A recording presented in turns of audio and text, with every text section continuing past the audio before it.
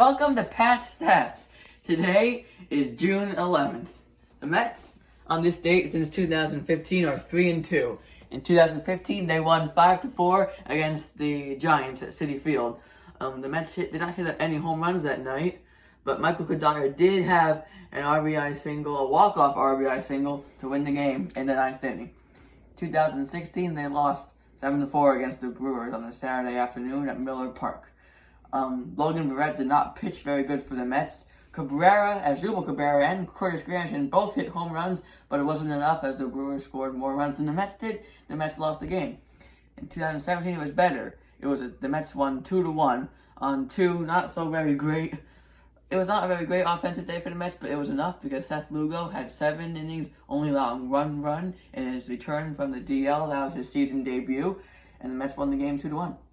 In 2018, they were off, and in 2019, they played a doubleheader against the Yankees at Yankee Stadium. The first game, it did not go well for the Mets. They lost 11-4. Zach Wheeler allowed 9 runs, only 5 of them earned in less than 5 innings of work.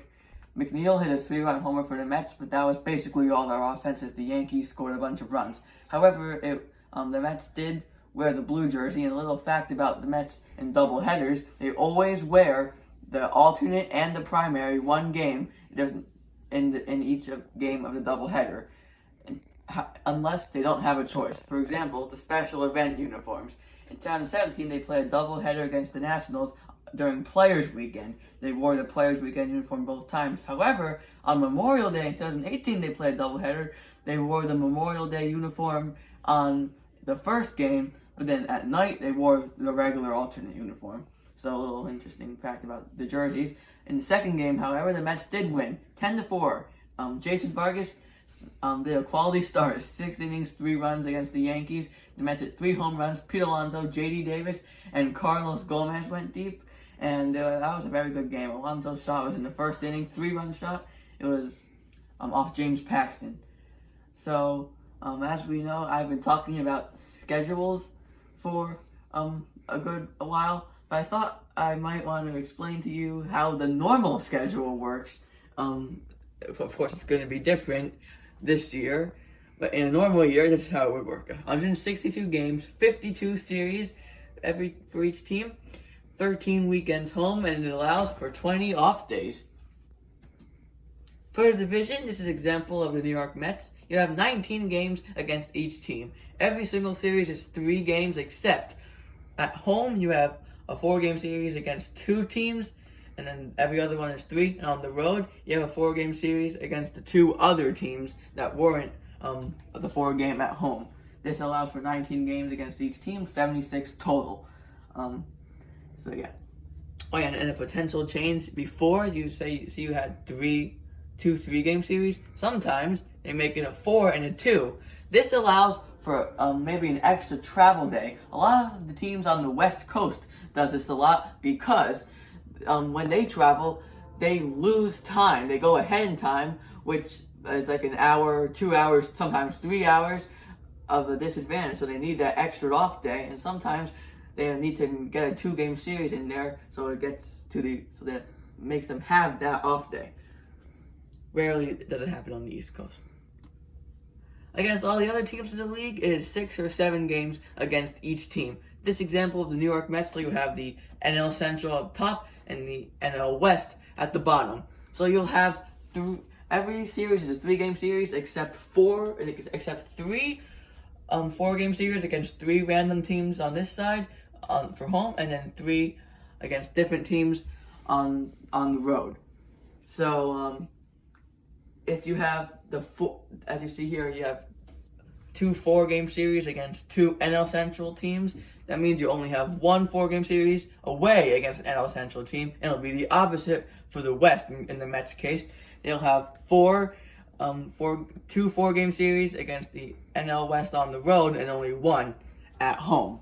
So 6 7 games against each team, 1 series at home, 1 series away.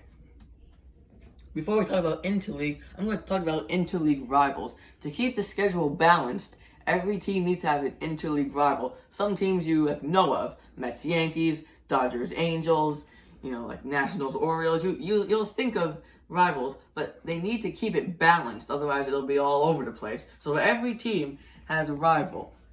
Blue Jays and Braves, Marlins, Rays, Mets, Yankees, Phillies, Red Sox, Nationals, Orioles, Cubs, White Sox, Reds, Indians, Brewers, Twins, Pirates and Tigers, Cardinals, Royals, D-backs, Astros, Rockies, Rangers, Dodgers, Angels, Padres, Mariners, and Giants, Athletics. The teams in red, they actually switch every other year.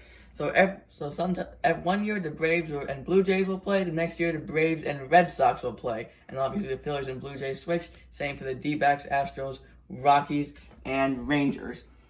Again, you need the balance, and that rivals come important when you see interleague format in action here. So when you have a team play their opposite interleague division, which is the AL East and the NL East, AL Central and NL Central, and AL West and NL West, you have a little different format. It all equals the same games, same amount of games, that's 20. But when you play the same East, Central, or West, you have a 2-3 game series against your rival, and then 2-3 game series against another two teams, and for the last two teams, it's a home and home. Two separate series, 2 games each. So it's either for the rival it's 6 games, for two teams it's 3 games, and for 2 other teams it's 4 games. And that's for only when it's the same divisional interleague division, AL East, NL East, as I said before. Usually they'll schedule the top row on the weekend and the bottom row on the weeknights, but it can change. For this format, it's not likely to change.